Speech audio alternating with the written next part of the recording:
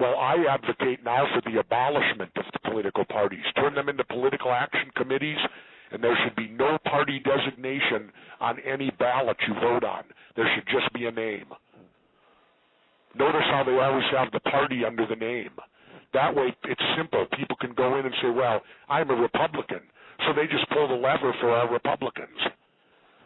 But if you remove and then that, maybe you'll even vote Republican or Democrat. You know, they had those problems with the voting booths. If you remove that, then the person has to understand, what does John Smith stand for? He can't just put him as a Republican or a Democrat. So we need to remove that from the ballots to where there's just names on there. No designation of these parties at all. And that would be the first step in towards getting our country back.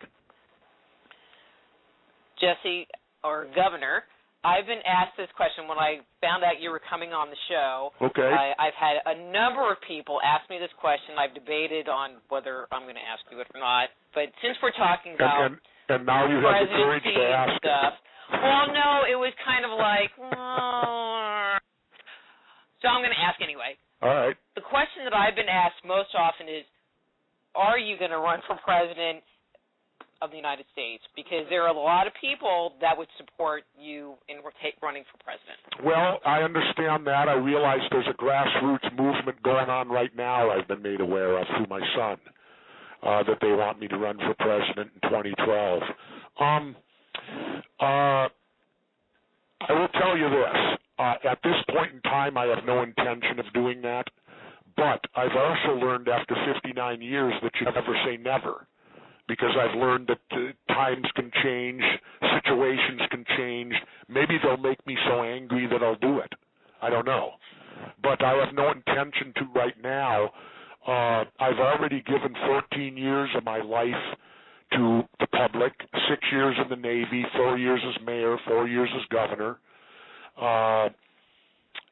And I'll tell you quite honestly, do you think for 1 minute they would allow, if I won the presidency, that the power structure would allow me to take the office?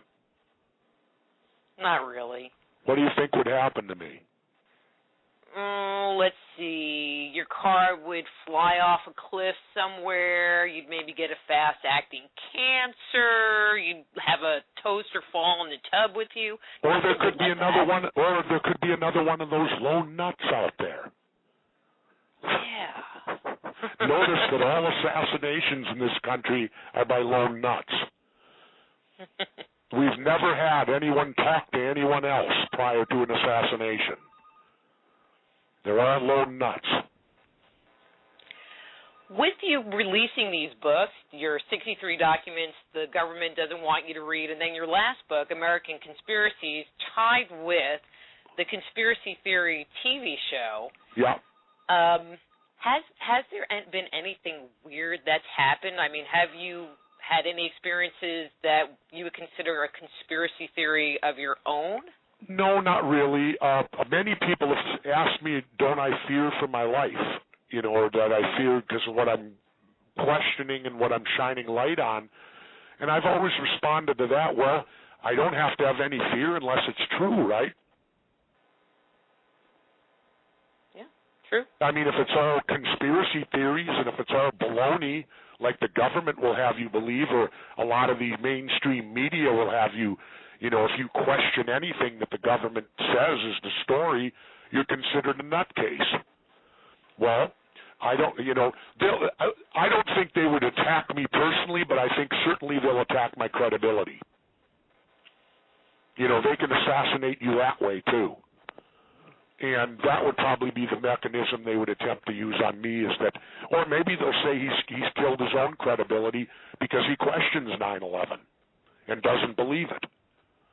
But I always respond to people that question me on that. I always say to them, well, other than what you've learned on mainstream media and what the government's told you, how much independent investigation have you done? And they always go, none. I go, well, I've been on it for over 3 years now. I've talked to people that were there. I've talked to people that have survived it, and they tell a far different story than what our government told us. Now, whom am I to believe? my government who was not there, or people who actually lived through it. I tend to side with the people that lived through it. Kind of going a little off topic here, but staying in track, sort of. In your books, you never talk about UFOs. No. And that's like a whole other conspiracy theory all by itself. And yeah, I'm well, just wondering why not? That's true, but the reason I don't is because there's enough interesting stuff that we do to ourselves without me having to try to include whether there's aliens among us or not. So I kind of stay away from that. No, I mean, I kind of stay away from it because, you know, we have enough that we do to ourselves. You know, that when I get documents like in this book, this is nothing I've made up. These are government documents. We haven't broken any laws. Anyone can find these documents if they dig hard enough for them. It's just that I'm sure the government doesn't want you reading them. And that's why I put the book out, because I'm a great believer that you must have transparent government. And, you know, as the quote I use in my book from Patrick Henry, it says the liberties of a people never were nor ever will be secure when the transactions of their rulers may be concealed from them.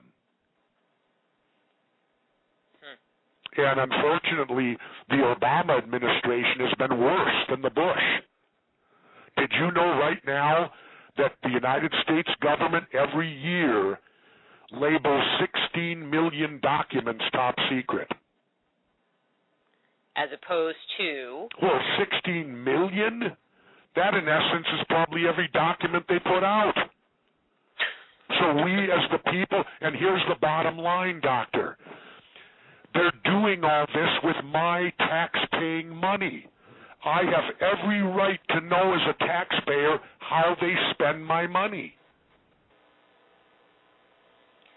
This government, though, said that they were running on a ticket of transparency, but that doesn't seem to be the case. Oh, not at all. Not a bit. They're worse than Bush. And they're also prosecuting whistleblowers worse. The Obama Helder, the Attorney General, he goes after whistleblowers harder than Bush did.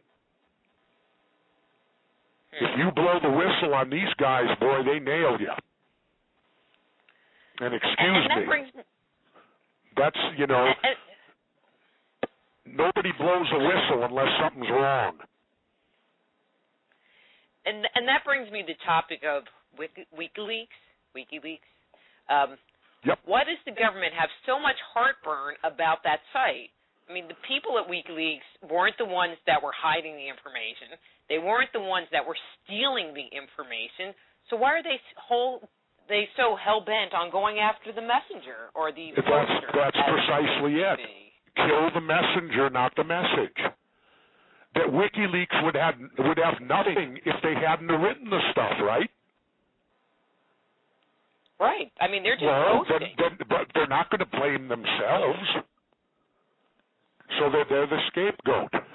You know, that's why I dedicated this book to Congressman Ron Paul.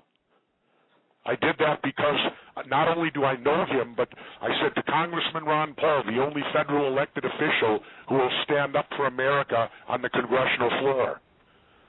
Because Ron Paul stood up during WikiLeaks and he said something that I love to quote him and steal from him, and I don't think he'd care. He got up and said, "You're telling me that in a free society, that if you tell the truth, you can be prosecuted for treason? That the truth is equivalent to treason?" He said, if that's the case, we're in big trouble. And he's true. How can the truth be treason? And then, of course, you got all these imbeciles like Huckabee and Palin and all the rest of them, even including Hillary Clinton, who state that we should charge this guy with treason, right? Assange? Mm-hmm. Well, look, I only went to high school, but I did go in the United States Navy, and I did teach at Harvard. And I want to educate these people that all demanded that they charge this guy with treason. to a simple fact. You can't charge someone with treason if they're not a citizen of your country. Oops. This guy's an Australian. How do we charge him with treason? What a bunch of idiots. Well, and aren't his servers not in the country either, so they can't even Yeah, they're in confiscate him? Switzerland. So there's nothing in America, the United States, yet these people are demanding he be charged with treason. What a bunch of idiots. You got to be a citizen of the country before they can charge you with treason. And these are the people we're going to elect? This is their intelligence level? I think we're in tough shape. They've been drinking too much water, Governor. Probably. Too much Prozac in their system. I recently interviewed Jim Marrs, where we talked about his book, The $1 Trillion Conspiracy. Oh, I'm right in the middle of reading it. It's a great book. That's the book I'm reading right now. Funny you say that. It's that psychic thing, I told you. But he shared with the listeners that there were sections of his book that he had to remove or the publisher wouldn't go to print. Were there documents that you wanted to include in the 63 documents the government doesn't want you to read that you had to? Was it really 65 documents? No, that the government doesn't want you to read, and now it's just 63? No, Skyhorse has been. In fact, this book was their idea, believe it or not. Skyhorse is my publisher now. They have been for this will be my third book with them. And they came to me with this book. It was their idea. I give them credit for it. They said, hey, we got an idea for another book for you. They said, why don't you and Dick Russell get together and research and find, a number. They didn't have it at 63. We chose 63 because that was the year they killed President Kennedy. So that was the reason Dick and I chose 63, because to me, that was the ultimate. When they could murder our president and get away with it, that shows they can do anything. And I do not believe Lee Harvey Oswald killed Jack Kennedy. In fact, on my TV show, like I said, we had a confession. Mm-hmm. I can honestly tell you, Skyhorse did nothing to limit this book. Nothing. Because there's nothing to limit. These are all U.S. documents. You can find them. Any one of your listeners can find these documents. We just happen to round them up, put them in a book form, and of course I add my opinion to the book and how I feel about each document. But they didn't restrict me a bit because we did nothing illegal. So there was nothing classified. It may have been in Jim's case, he stumbled onto things that were still classified that they felt was... I had that happen to me once when I wrote a book, my autobiography. They said, well, you were a Navy SEAL. Can't you tell us some story you did in the SEALs? And so I thought about it for a while, and then because my commanding officer, it was at the time of the My Lai massacre, he had pulled us all in and gave us a direct order, you don't talk about nothing you did or anything, and I still abide by that pretty much. And but I did tell about one particular event I was involved in, and when I wrote about it, the publishers came back and said, we can't print this, because he said this would cause an international incident. And I said, okay, well, you wanted me to tell you about an op I was on, and I did, but they wouldn't print the op that I did, this particular one, because they said it would have been an international. Let me put it to you this way, in simple form. My SEAL platoon was operating in a country that we were not in war in. Okay. And we were hunting. Oops. So I guess they didn't want it out that we were operational someplace where the public didn't know, because it was in a country that we were not at war in, and yet we were hunting for a target to eliminate. That's all I'll say to you. We were not. You've said enough. Well, we were not successful. We were not successful. We did do the op, but the op was not a successful one. But anyway, that's the only time that I can recall that I've ever been censored. Other than Actually, with Ariana Huffington writing about the architects and engineer meeting in San Francisco. Well, then I have a very important question. On the Internet, the plethora of truth and information, there was, I guess it was on Facebook, somebody had posted a link to YouTube about the conspiracy theory show on the FEMA death camps. And they said, this is not going to air on TV. True? Not true. I never saw that. Well, it did air on TV once. We aired it, and then the government got so out of whack, they went to Time Warner, the upper echelon, and Tru-TV, after airing it once, pulled it, and now won't acknowledge that we even did it. That's really weird, because we have it like TiVoed on our TV set, and we never got it recorded. Yeah. Well, it's out there, because it did air once, so you can get it. But it deals I watched it on YouTube. Yeah, exactly. It deals with Homeland Security ordered FEMA to build 6 internment camps. For what purpose? Scary. The last time we interned somebody were the Japanese American citizens of World War II. Who do they plan on putting in these things? They've got them located around the country, different places. Is there a correlation between the FEMA death camps and the documents that regard? I think death camp is a strong word to use. They're merely incarceration. They're not death camps. Well, that's how they refer to them online. Well, they're wrong when they say that. Okay. That's a wrong description. Does it relate to the emergency detention camps and civilian inmate labor programs that you talk about in your book? Yeah, that would fall under the same stuff. Yeah, fall under the same stuff. The fact that we're building I thought that was interesting. Oh, yeah. But I thought it was interesting. They're not just going to lock people up. They're going to put you to work.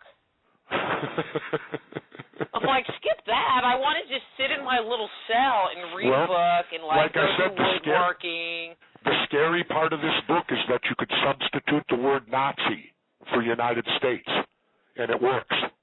Because all of these things in this book are documents from the United States government, but they very easily could be documents you'd attribute to the Nazi government because the behavior is similar. Have you read, not meaning to go back to Jim Mars, but Jim Mars' Fourth Reich book? No, I have not read that one yet. Oh, you totally need to read that, because the premise of that book is that all the Nazis came over the United States, and that's where all of this came from. Oh, yeah, no, I cover that in this book. We cover the documents of us bringing all the Nazis here. Oh, yeah, we cover that in this book, too. Oh, yeah, it's amazing that we brought all these Nazis that should have stood trial at Nuremberg. We brought them here and put them in positions of power. But let's remember something. International corporations also were behind the rise of the Nazis in Germany. So, and you think international corporations aren't controlling our government right now? Absolutely they are. I'm looking at the clock. We have about 7 minutes, and I was told that we had to talk about your book signings and stuff like that, but I have one last question before we move on to that part. Sure. I recently heard about your lawsuit regarding the scanners and pat-downs at the airports. Uh-huh. Do you think that all this increased security is really about catching terrorists, or do you think there's something more going on? No, I think it's very much to get us used to being patted down. So that it because one of the reasons I brought the lawsuit was last summer, I was flying doing the TV show. I was flying probably 2, 3, 4 times a week. And every time, now I have metal in my body. So it doesn't matter if I could go through the metal detector naked and it's going to go off because the metal's inside me. So I'm now subjected. I used to be subjected to the mere wanding then. Well, now they've gone to these X-ray machines as well as this big, huge pat-down that is indeed a sexual assault. If it were done on the street, it would be a sexual assault. where they touch you. I had it done to me once, and that's when I brought the lawsuit. The other kind of funny thing about it, if you want some humor in it, and trust me, I'm not homophobic, but why is it that you don't get a choice of who's going to pat you down in these intimate places? I am much more, I am much more comfortable with a woman touching me there than a man. And yet I'm not given that choice. A man does it. Just as it's woman on woman, man on man. Why is that? If I'm uncomfortable with a man touching me there, why can't I have a woman do it? I don't know. Interesting. They huh? make up the rules. And That's yet, gays aren't allowed in the military, and gays can't get married. But the government can certainly have a gay thing happening at the airport. And it's being filmed. Anyway, getting back to the suit, I'm suing them over the fact, as I said, that I have metal in my body. And what happened to me, I was flying so much that summer that I got very angry every time I'd have to leave, and it wasn't to do the job. It was because I knew I was going to get searched at the airport again or have to go through this again. And the problem was, for me, I started to become comfortable with it. And what I mean by that is it became a daily thing, like eating and sleeping. And I don't believe in a free society you should ever be comfortable being patted down and searched in any way, shape, or form.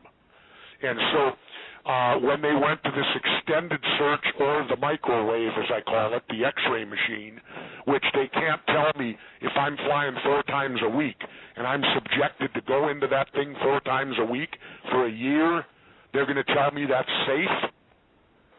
Show me what proof they have of that. Show me the testing, the long-term testing they've done. They haven't. And there's many doctors out there that will back you up and say, there's no safety there, you know. And so I'm suing them. It's just me individually. It's not a class action. I'm suing them over the fact that the Fourth Amendment to the Constitution, and the key word is reasonable. Reasonable search and seizure. Well, I'm suing because I think it is unreasonable to believe that Jesse Ventura, a governor, a mayor, and a 6-year Navy veteran, presents any type of threat to the airline industry. And I've been flying for 30 years. So I'm not asking for any money. All I'm asking for is the court to order them to stop. Stop violating my Fourth Amendment rights. Now, if the court goes against me, then I know that the Constitution and the Bill of Rights do not exist anymore. And it's as simple as that. So we'll see what happens. Like I said, I think it's being done to get us used to it. They haven't caught anybody. Who have they caught? I know. So, you know, and now they argue, like Piers Morgan argued with me, well, nothing has happened. They've been successful. And I said, well, Piers, maybe nothing's happened because we weren't a part of it, like we were 9/11. You know, we need to talk about book signings, because we have 1 minute. Okay, you lead the way. I don't minute. know which book signing we talking about. I got a bunch of them. I don't know. Your peeps said, you know, talk about the book signings, and then when I went and looked at the list she sent me, they all expired. So I was like, well, maybe you knew more than I. Yeah, because you're not gonna air till 4:15, right?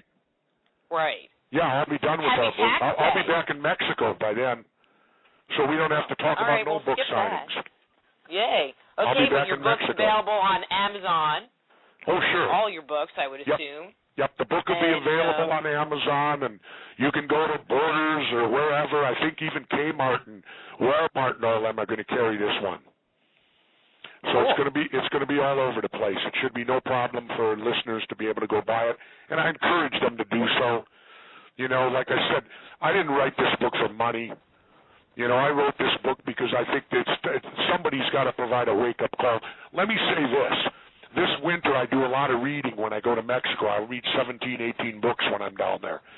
And I started reading my wife and I started reading quite a bit of Hunter Thompson material from the 60s and 70s, Hunter S. Thompson. And I kind of would like to say that maybe I'm the new Hunter S. Thompson, because he warned us back in the 60s and 70s what was going to happen, and he was correct. I'm now warning us now what's going to happen in the future. So I hope people will buy the book, read the warning, pay attention, and realize that our government's out of control. Excellent. Governor, thank you so much for coming on the show. This has been great. You have to come back on. You're fine. I sure will, Rita. I'll be happy to. Probably won't be for another couple months, though, because when I finish this, I go back to Mexico. And you know what I'm contemplating now? I'm contemplating applying for Mexican citizenship. Well, we'll have to talk about that next time. Well, it'll make life a lot easier for me, because I do spend 4 months out of it down there. And, you know, maybe I could become the president of Mexico. Well, then we'll all move there. And I need to go because the music's going to end. So okay, thank you, and I will talk to you soon. Well, I'm Dr. Rita Louise. This is Just Energy Radio. Bye-bye. Join host Dr. Rita Louise each week at this time for Just Energy Radio. Point your browser to www.justenergyradio.com for more show information and to contact Dr. Rita. Until next time.